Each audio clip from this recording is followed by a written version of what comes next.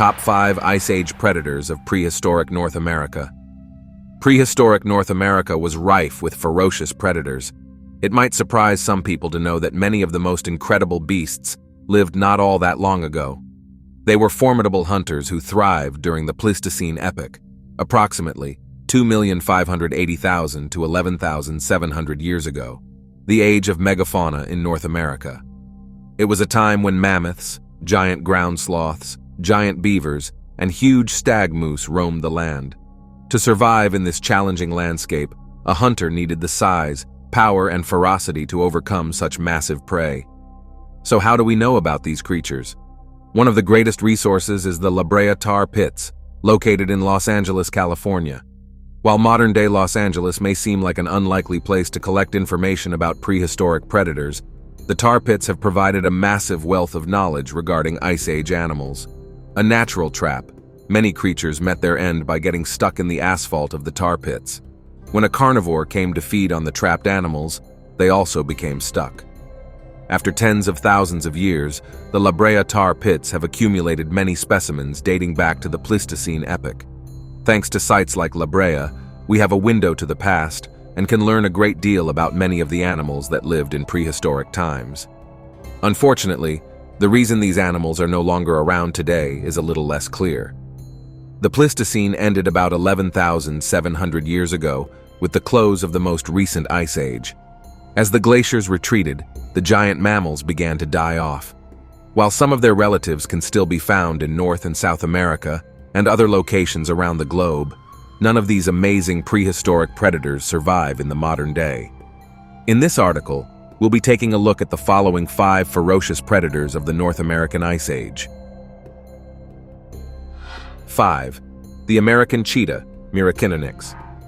Of all the predators that stalked North America during the last ice age, the American cheetah, Miracinonyx, is probably the least known, but possibly the most interesting. While of a separate genus, it was similar in build to modern cheetahs in Africa, but much larger, with some individuals topping 200 pounds. Evidence suggests the American cheetah may have employed similar hunting tactics as its extant African namesake, relying on similar speed. While the American cheetah is no longer around, according to some experts, we only need to look at a living North American animal called the pronghorn to see the legacy Miracinonyx left behind. The deer-like pronghorn is the second fastest land animal in the world and can reach speeds of nearly 60 miles per hour. Its modern predators include the mountain lion, coyote, and bobcat, none of which are capable of matching speed with the pronghorn. So how did the pronghorn get so fast? One theory suggests the ancient American cheetah may be the answer. During prehistoric times, the pronghorn evolved its tremendous speed to stay a step ahead of the cheetah, and the trait has stayed with it over the last 10,000 years. 4. Dire wolf, Canis Dyrus. The dire wolf has become well known in modern culture thanks to certain epic fantasy novels and their corresponding TV series. However, this Pleistocene carnivore was no fantasy. The dire wolf really did once thrive in North America. It was a ferocious hunter and the largest wolf ever to appear on our planet. Though no taller than a modern gray wolf, the dire wolf was significantly heavier with a more robust build.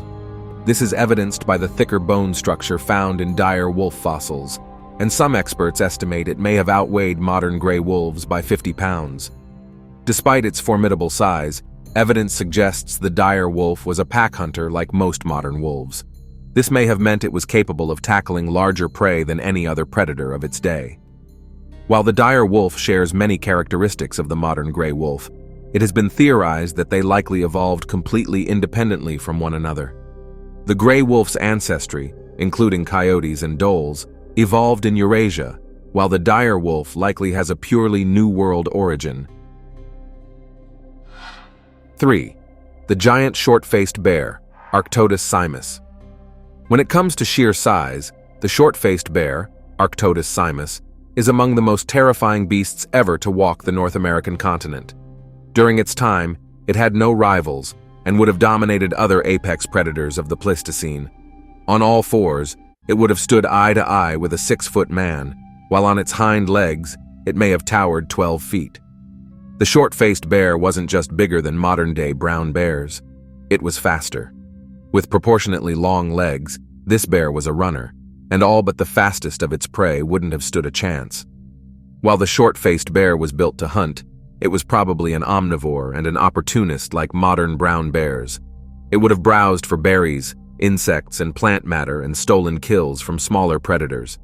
Of course, it was also a killer, well capable of taking down giant ground sloths, juvenile mammoths, and prehistoric bison.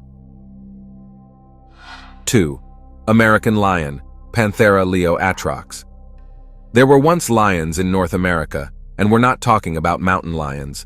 The American lion, Panthera Leoatrox, was much bigger than modern African lions, and some individuals would have approached 800 pounds. Next to the short-faced bear, this was the biggest and baddest of prehistoric North American predators. In contrast to Smilodon, which likely hunted in dense wooded areas, the American lion would have stalked the plains and grasslands similarly to modern African lions. However, unlike modern lions, the American lion may have been a solitary predator. It also may have relied on caves and rock formations for use as dens. Prehistoric herbivores such as bison, horses, and camels would have been prey for the American lion. Due to its tremendous size and power, it would have been a formidable hunter. 1. The saber-toothed cat, Smilodon Fatalis. Smilodon S. populator. The saber-toothed cat is perhaps the most widely known prehistoric North American predator. This is Smilodon Fatalis, a hunter with a pair of 7-inch dagger-like upper canine teeth. Large male specimens would have weighed over 600 pounds. To put this in perspective, adult male African lions average around 400 pounds. Smilodon was an effective hunter, taking down ancient bison, deer, and camels, among other moderate-sized herbivores. Despite artist renditions of saber-toothed cats jumping on the backs of giant mammoths, this was probably unrealistic. Just as modern African lions wouldn't tackle a healthy adult elephant, it is more likely Smilodon would have preferred to prey on juvenile mammoths. But questions remain about exactly how Smilodon went about making kills. While those canine teeth appear ferocious, they were undoubtedly susceptible to breakage. Experts theorize Smilodon would have been an ambush predator, leaping on unsuspecting prey, restraining it with powerful claws and forelimbs, then using its huge teeth to inflict the fatal bite or slash. But the biggest was Smilodon S. populator.